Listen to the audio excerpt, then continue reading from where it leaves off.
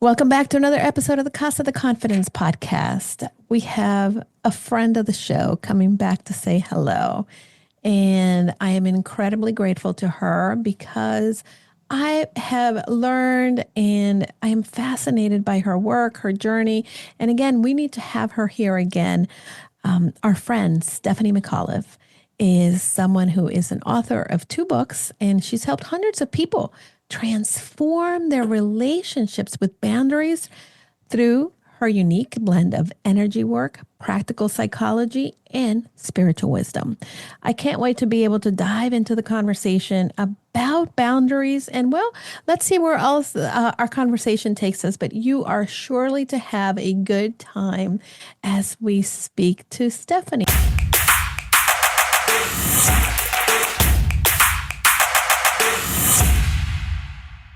Welcome to the show, Stephanie. Thank you. It's so good to be back. I know. It's so good to have you.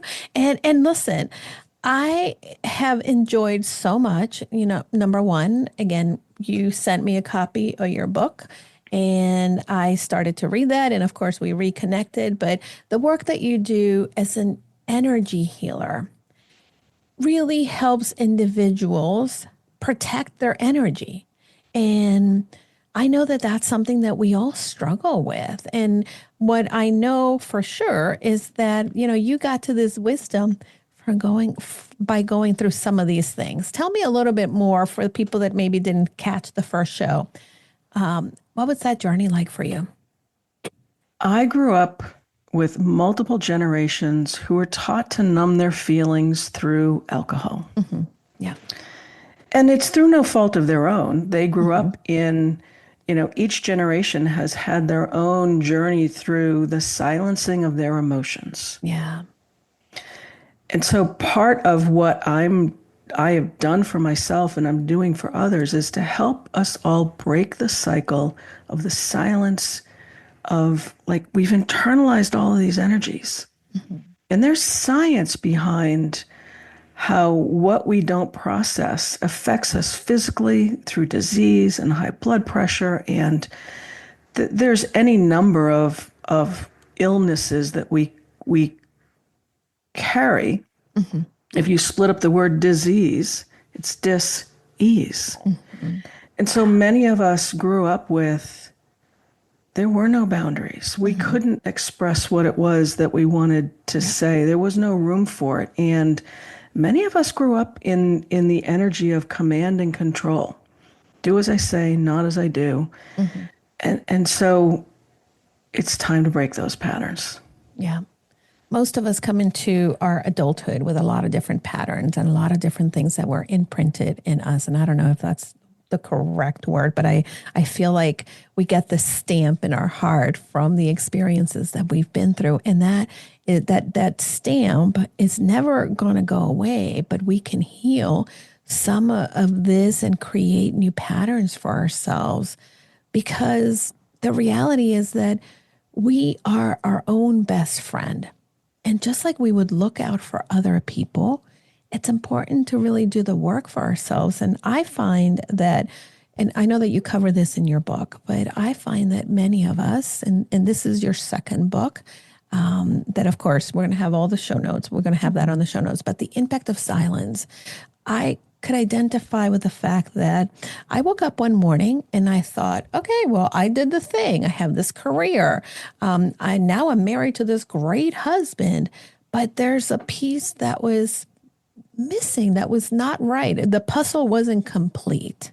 Has that been your experience? And was that something that other people also experience? Oh, absolutely. We get to a point where we've done everything we were taught that we were, taught to do. We played by the rules and achieved the success and can have the house with the picket fence, with the career and all the things. And all of those things are outside of us. Mm. And getting to that point of dissatisfaction. And I had a 27-year career on Wall Street. Mm-hmm. And yet within a year of each other, my 10-year marriage and my 27-year career ended. Wow. And all of a sudden I was in this space of, what do I do with myself? Wow. And I didn't want to continue to go through what felt like the motions of my life. Hmm. And that began an opening up really of my heart space because that's what I wasn't connected with. I was connected with all these things around me. And yet this journey has been one of, as you've said, coming back to ourselves. Hmm. Yeah. Stephanie, I love that, like many women who come through our Casa De Confidence, you take your story. And the quote that I've heard from Robin Roberts is, you make your mess your message. Mm-hmm. And you came from a family that dealt with life through alcohol. But I know that when we grow up in these environments where trauma obviously is present, there's a part of us that has been silenced, and you talk about that. How were you silenced in your upbringing, in your relationships, maybe even in your career? There was very little room for speaking the truth Hmm. because sometimes as children we see things Hmm. and we comment on them, but the people that are around us don't always appreciate it. And it can Hmm. be as simple as calling out, that person is overweight or fat. Yeah, yeah, and We're, people are we're like, "Oh, don't say that. We don't want right, to hear you." exactly. But it's one of, if the people who were guiding us or raising us did not have the environment where they were able to give a voice, Mm-hmm. they may now be at the point of they're trying to find their own, and there isn't necessarily space for yours. There was really no space for my voice, for what I saw, for the truth that I spoke about, for even dealing with the abuse that I experienced. Mm. Like Yeah. people knew what was happening in my house. And it's kind of like I equate it with if you break a bone, you get a cast, everybody focuses on healing the physical thing, Hmm. but our emotions are messy. Yeah. And we don't like dealing with the messy things. And a lot of times it takes the universal 2x4 to Hmm. hit us over the head for us to finally pay attention, Yeah. which Yeah. was my case. Hmm. And yet there was, one of my chores when I was a young teenager was to make ice cubes. And Okay. in the afternoon, this is my grandmother had moved in with us because her husband had passed away. And I get home from school and I'd be sitting in the living room with my mother and my grandmother, and I would hear Steph go make the ice cubes. And I hated that chore because what it meant was, and I would empty the trays from yesterday Okay. and then fill the trays up so there would be ice cubes for tomorrow. And there were a couple things from this. Hmm.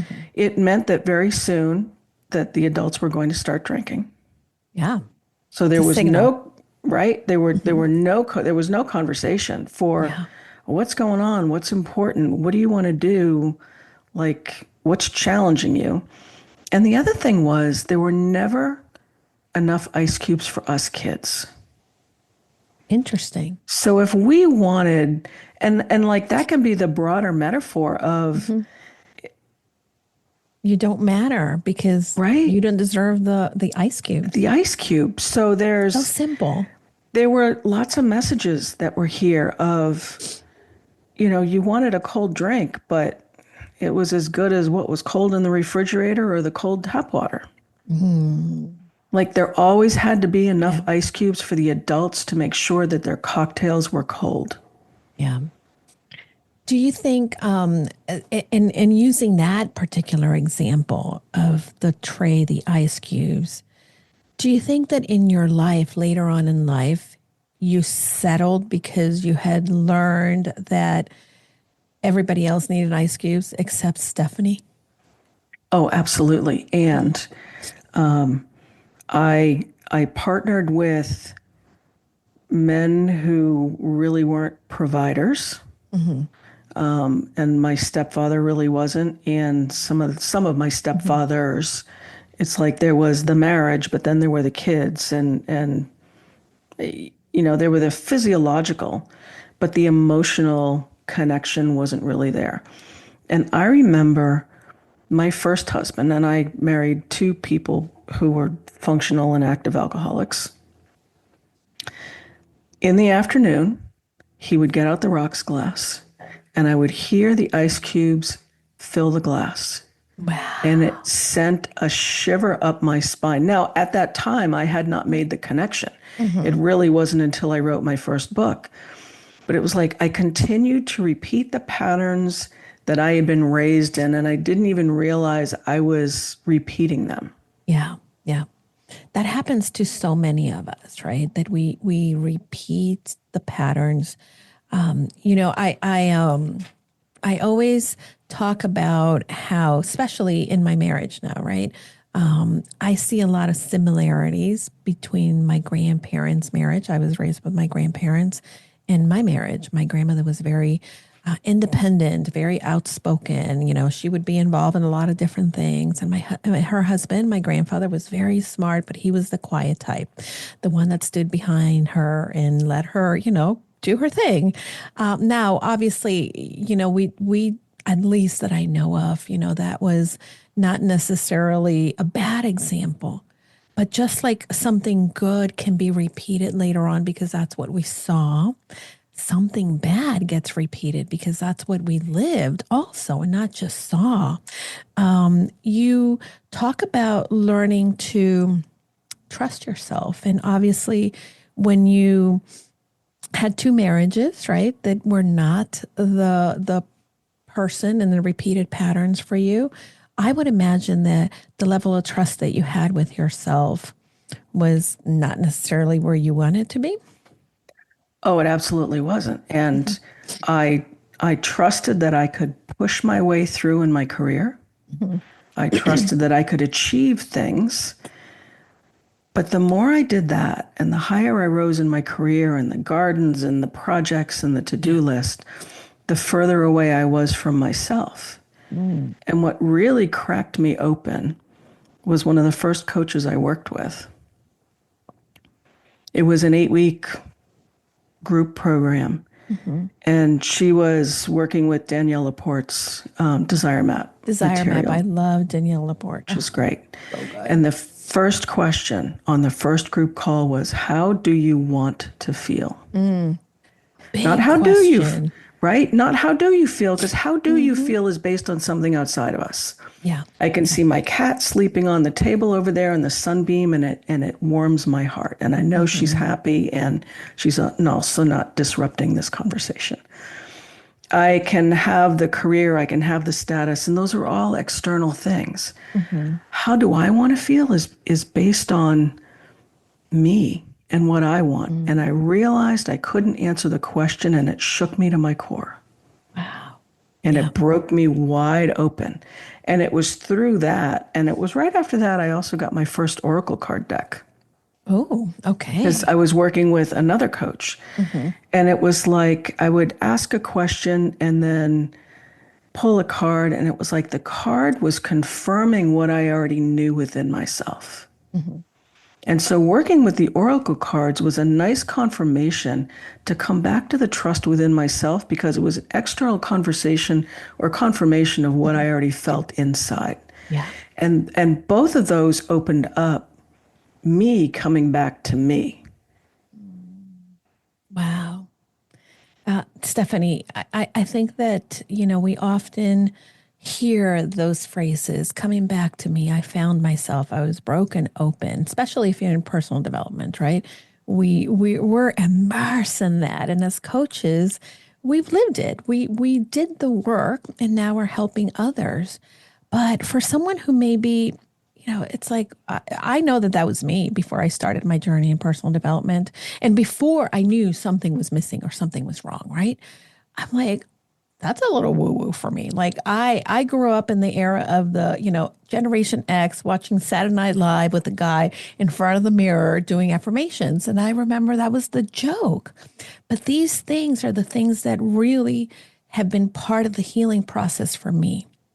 But for the person that maybe is starting to question or is feeling empty and maybe they don't know how to pour into themselves, they don't know how to love themselves enough to put boundaries around them.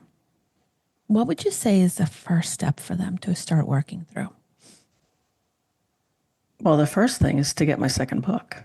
Well, Agreed. Agreed. Agreed. because there's a lot of 100%. there's a lot of invitations that are in there for the reader Yeah. to be able to connect more deeply with their story. Yeah. But one of them is, and this is something I have my clients do, if you were to draw out a couple of generations out of your family Right. and write an adjective or two next to each one of them, you can start to see some of the patterns Okay. that you've inherited, that you grew up with. And this is where there's science behind. Yeah. They're looking at war veterans and how anxiety is passed through the sperm. Yep. There Absolutely. are scientific studies that show that young toddlers can feel the fear of their mother. So it's not just about mom or dad. Yep. Up through the age of 8, we're sponges. We're taking on everything of the world. Our subconscious is wide open. We don't have discernment. Yeah.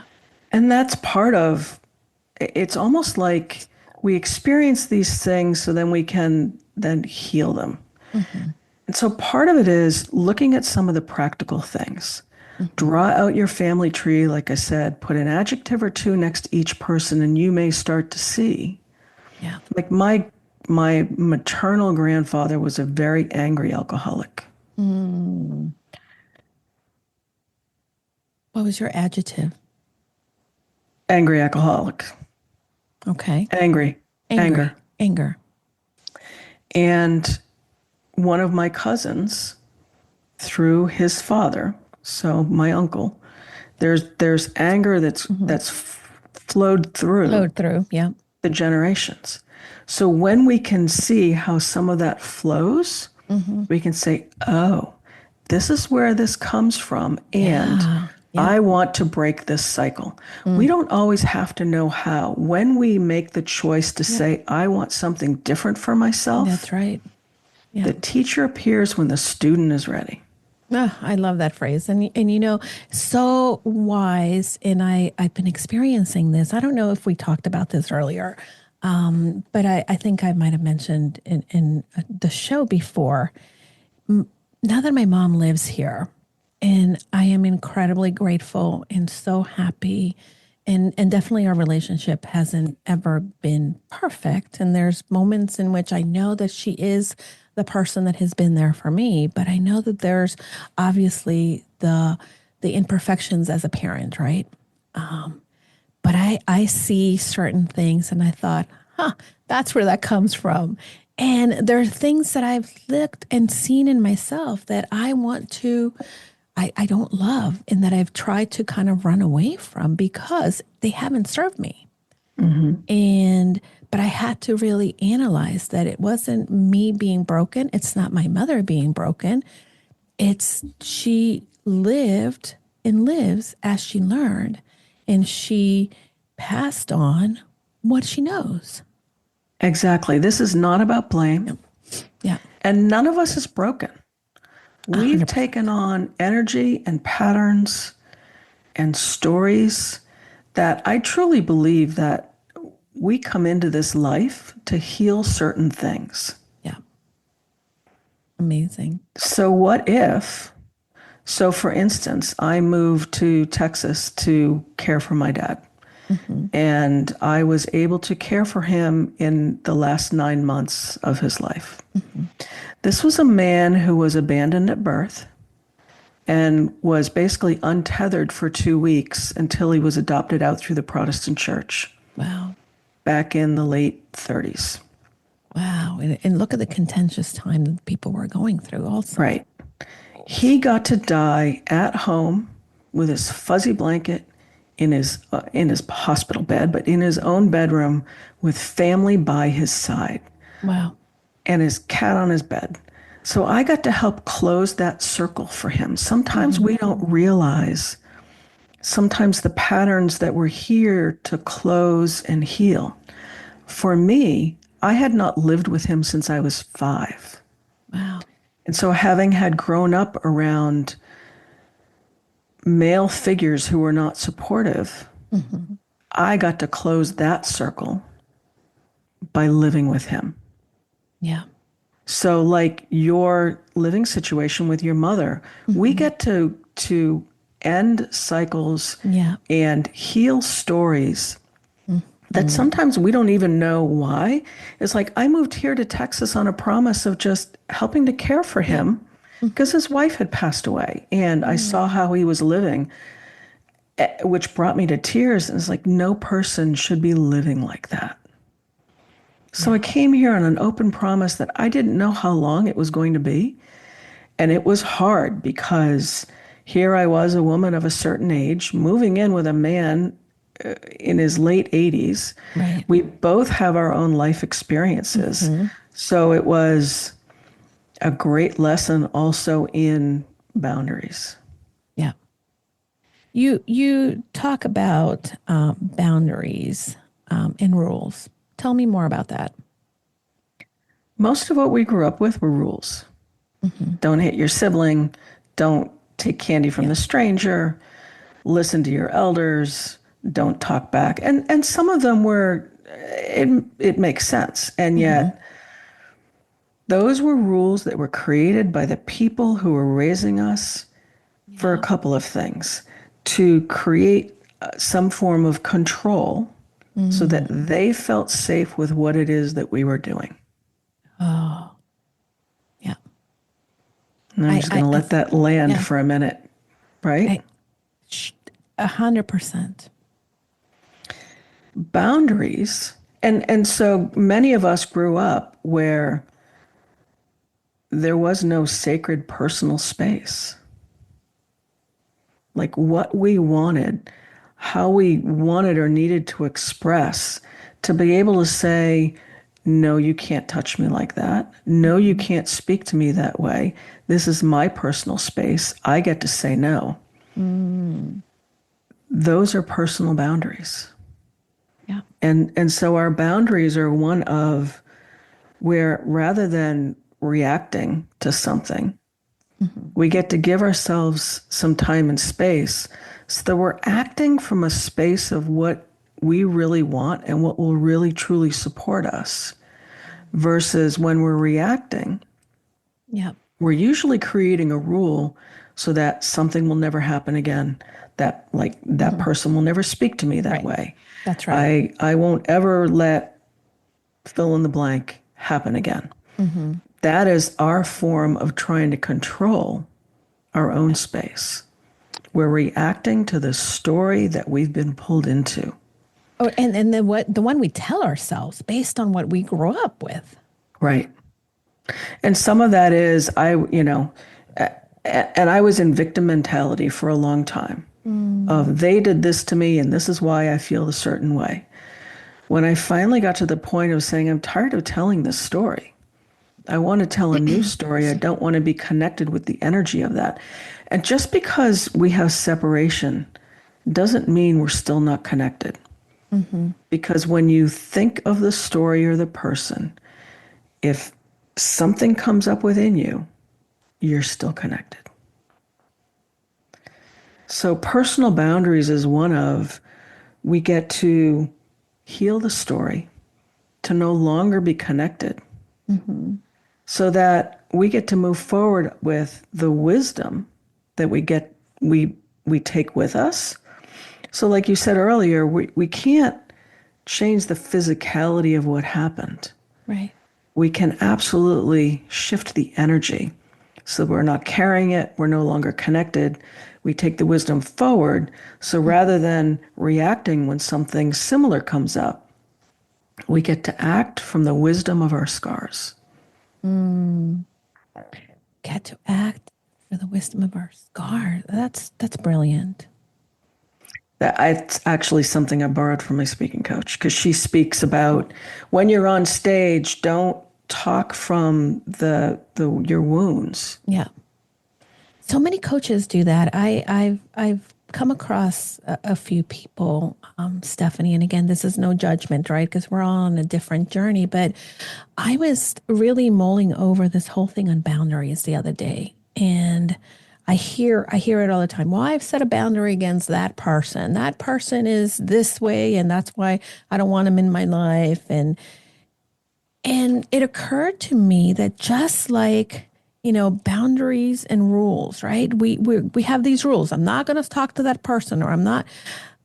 But really, what creates that rule is the fear that we have of encountering and being uncomfortable. And it doesn't mean that you shouldn't, create these boundaries with people that have hurt you, with people that are abusive. But a lot of times we say, I'm creating a boundary with that person, or I'm not going to see whatever they're doing because it's against, my boundary. But it's because you're not ready to deal with what's going on inside you. Right. And you can admit that you're not ready to deal with what's inside you. Yeah. Yeah. And There's nothing wrong yet, with that. right? And creating that rule, because I'm not even going to call it a boundary, it's Yeah. a It's rule a that you're rule, right? creating, is a way to it's actually a way of sometimes disassociating from actually what's underneath it. Yeah. I totally agree with that, because I think that, if someone, and this I learned, and I may not be able to say it correctly, but I learned that, and I learned this from someone that was a therapist. They said to me, the one thing that you fear the most, the door that you don't want to go through, is the one that you need to go through. And I Absolutely. remember in my first marriage, I did not, want to get divorced. I didn't want to admit that the marriage was broken. I didn't want to admit that no matter what I did, it wasn't going to work. But so I created my rules that you know what, this therapist, she doesn't know what she's talking about. She's not helping me. And I know what I need, and these are and I'm going to stand up for myself. I'm so evolved. I'm going to stand up for myself. But what we're really doing is avoiding the doors. And it's what I call spiritual bypassing. We're Yeah. bypassing the spirit of ourself. What are And I other did ways that people do that spiritual bypassing?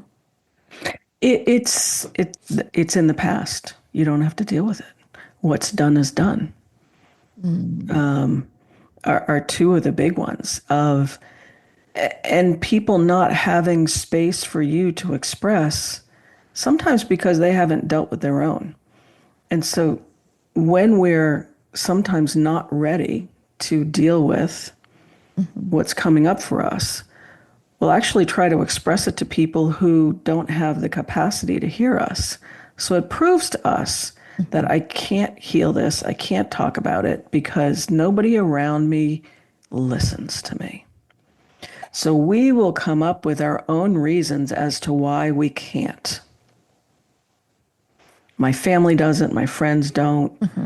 And part of it as well is it can feel really challenging, especially when you're giving a voice to what were quote unquote the family secrets.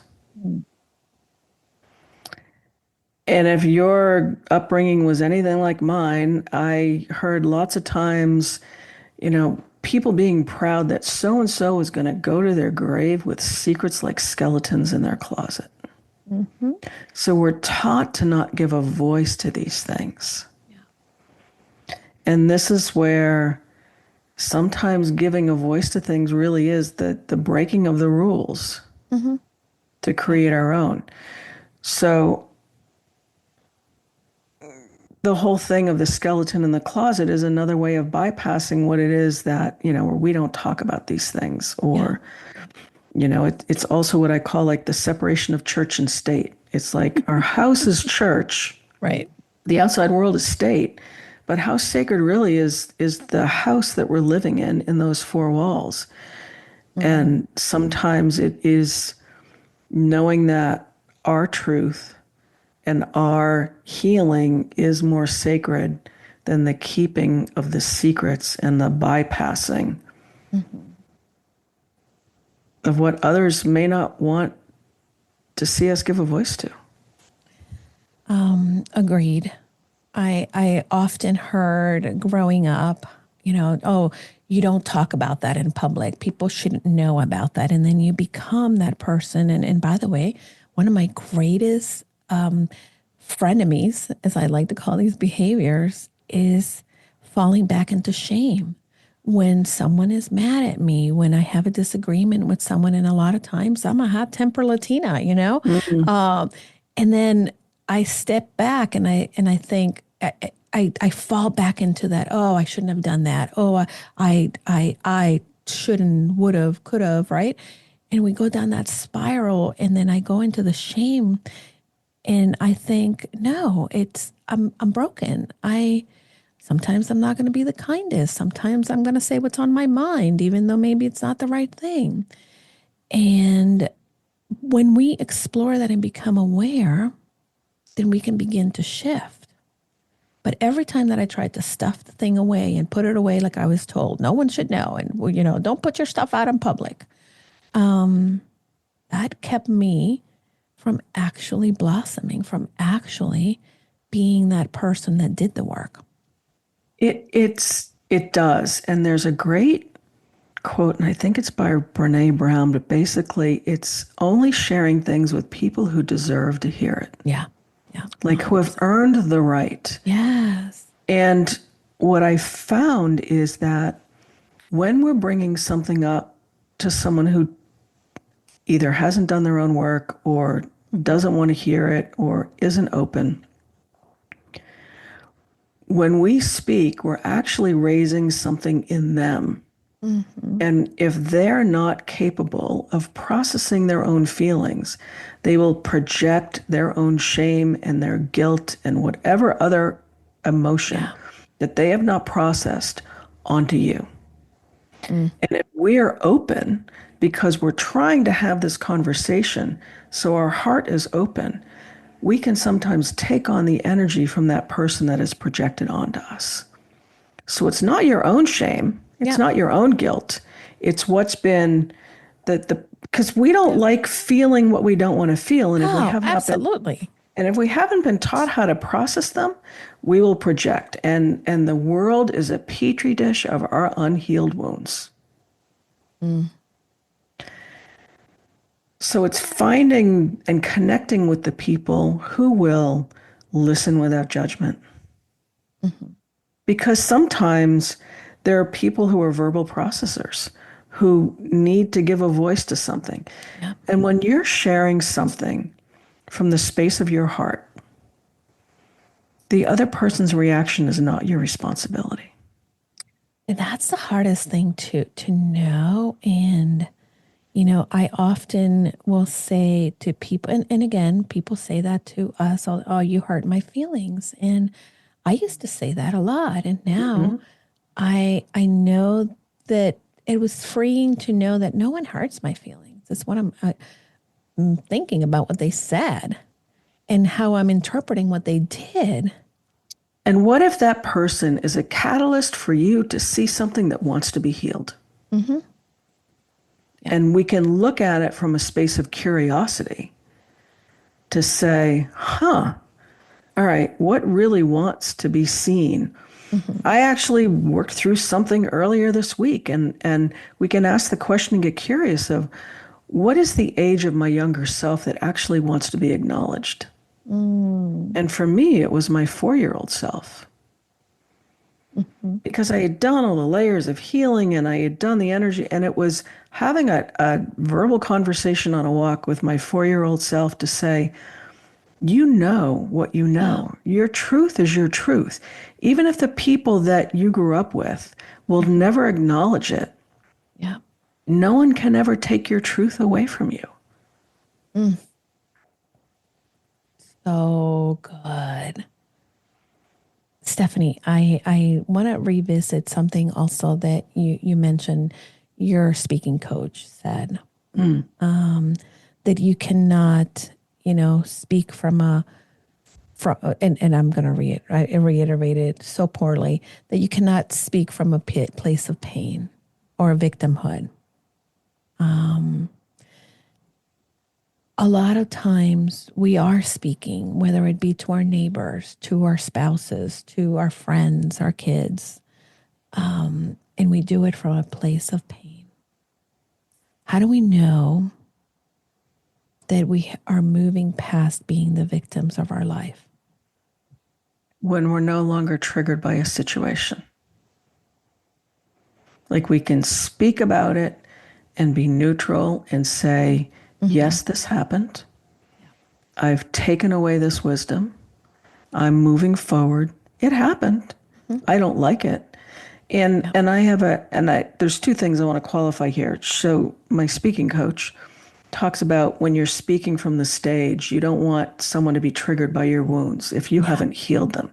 So that's where it's sharing from the wisdom of our scars. From a personal perspective,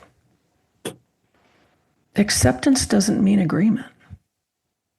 I don't have to agree with what happened.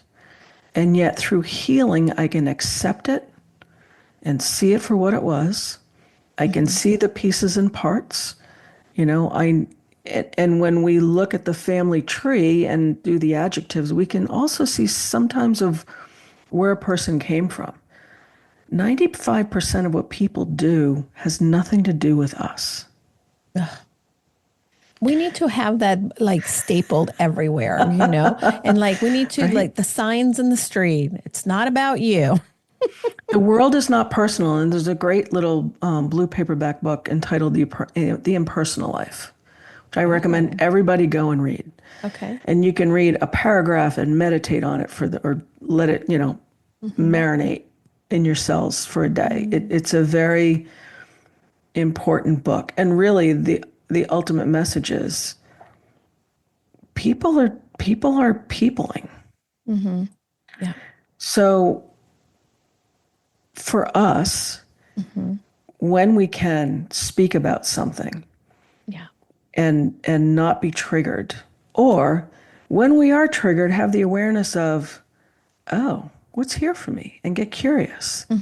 Maybe there's a new layer, because there's lots of layers to a lot of these things, Yeah. Multiple layers, multiple right? layers. That's where we know we're on the path and we're moving forward rather than reacting and being pulled into an old story. These stories. Speaking of stories, one of the things that I love about your book, especially the second one, you have these guided meditations and really these wonderful prompts for us to really process everything that we're reading about and then really actually doing the work. Was it hard to write it, to put it into paper, to maybe revisit some of your stories and in that journey that you've been on? Every book takes us through a journey. And I actually wrote the book in 3 parts. So I started to write it and then was diagnosed with breast cancer. So I took a break from it Yep. and did a level of healing personally for myself, which also then the book wanted a completely different voice. The book that I thought I was going to write isn't the one that was first published 3 years ago. Yeah. I brought more of me in it. I brought more of the things that I experienced also as I went through my physical healing, of which with any of our physical healing, there's usually the stories and the emotions and the feelings and the energy. And it's just what I call our spider web. And then, so it was published 3 years ago, and I was still in the healing process.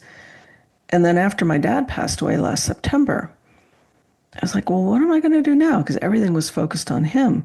And my book told me it wanted a new voice. So it came across stronger. And now every section could be an oracle. So you can open it up to a random page. And that section is what is meant for you to be seen today.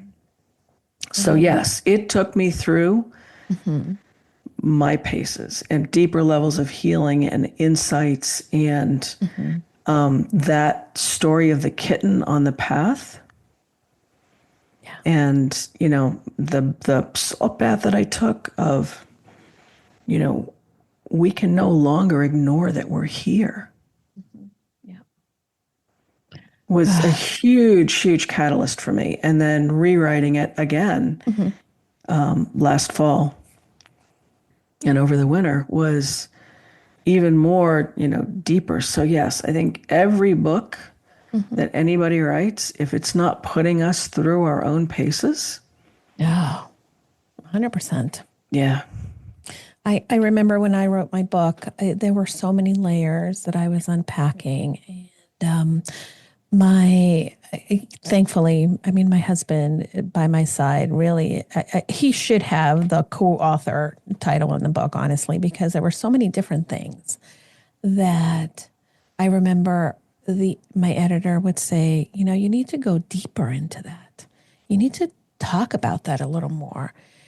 And I would turn around and look at my husband and say, what do you mean by that? I told everything. It's there. I don't need to write anymore. and was that your younger self having a little bit of a temper tantrum of I Oh, don't want to go there? absolutely.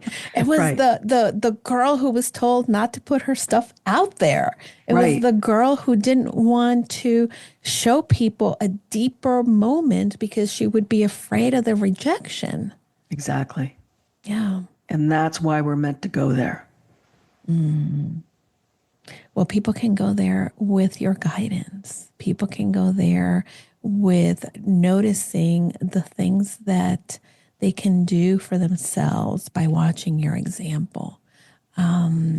You work with individuals, and again, you help people navigate and really go through this life transformation with helping individuals, not overcome, but heal the stories and come away Yeah. with that new person and the one that has broken through. And, boundaries are hard, but it's really important to be able to know how to use them as opposed to these rules that we've been living by. Yeah, there is no story that can't be healed. Mm-hmm. And I just recently did a talk in New York City, and a couple of the lines out of it was when we don't set, ultimately, we're afraid of setting boundaries because of our fear of abandonment. Mm-hmm. But when we Yeah. don't set boundaries, we abandon ourselves. Mm-hmm. Yeah. Yeah. And it's time to stop abandoning ourselves because of the Yeah. fear of somebody else who may or may not have earned the right Mm-hmm. to be in the ring with us. We let a lot of people live rent free in our brains. We absolutely do. And it's time to, and part of it is, we grew up, we want to be approved of, we want to be Mm-hmm. loved, we want to Yeah. be seen, we want to be heard. And those energies continue with us through the rest of our life. Yeah. And yet it's connecting with the people who will hear us and see Mm-hmm. us and support us and champion us in who we're becoming rather than tying us to the old us that they knew. That makes them feel comfortable because then they don't have to do their own work. They don't have to do their own work. Well, listen, we're all in our journey, and the only people we can worry about is ourselves because we take ourselves wherever we go. And Absolutely. We are the that's the common thing. denominator. That's right. For individuals who are maybe waking up and you're ending a career or you're starting a new chapter, and you're thinking like, who am I? What do I want? All of these things. Stephanie is such a great guide to help you. Her business, or I don't want to say business, but her coaching is the way of the diamond warrior, and we are all diamonds in the rough. And We sometimes are. we need someone to help mine us out. And our diamond is our heart, and our heart wants to shine. And we Beautiful. close it off because of hurts and pain and not being seen and heard. And it's Yeah. like, it's time to like open up. It's almost like opening up our diamond warrior cape Yep. Ooh, and love that. just allowing ourselves to shine in the world in whatever way we're That's meant right. to. Well, it's time for spring cleaning also, people. Hmm. Open the windows. Your air inside the house is stale. It's time to really let the fresh air come in, and don't be afraid. It's part of the process for us to shed things that don't serve us. But you have to know what doesn't serve you for you to shed it. Oh, Yes. amazing. I could talk to you all day, Stephanie. Likewise. There's lots of rabbit holes we could go down. Oh, I know, I know. I am so grateful that you're a part of my life and a part of my community. And we're collaborating in the future. We're not going to tell people how yet because Hmm. we're going to talk about it enough. But you have a free assessment. You also have, of course, the two books that I highly, highly, highly recommend individuals go and leverage them. Again, the impact of silence and the message in the bottle, which is your story in going through the people that had alcohol in their life. I'm not even going to Hmm. talk about it because we can start another conversation. We need to find the guides. We need to find those people. So thank you again for the journey that you went through, doing the work, helping others do the same. Where else can people find you, Stephanie? Well, the best place is to go to my website, which is Okay. Way of the Diamond Warrior. From there, people can connect in all ways social, connect with my community and the posts. There's teachings, there's Yeah. videos, there's all kinds of goodness that's Mm. on there. And then if people want to connect with me to explore one-on-one coaching, they can do that as well. Well, my friends, if you are listening to this conversation and you know that you need to heal some trauma through your boundaries, if you feel that your energy needs to be transformed and you need the inspiration to help guide you there, Stephanie is that person. Highly, highly recommend that, be in her universe. Go follow her on social media and please let her know what resonated for you in this conversation. What was the thing that kind of said, ooh, okay, I like that. And this is not something that is passive consumption. Go and take action, my friend. Go and do something that will start to shed some of these layers. Thank you, Stephanie, for being here. Thank you. Always a pleasure. Amazing. Well, my friend, don't forget, go confidently in the direction of your dreams.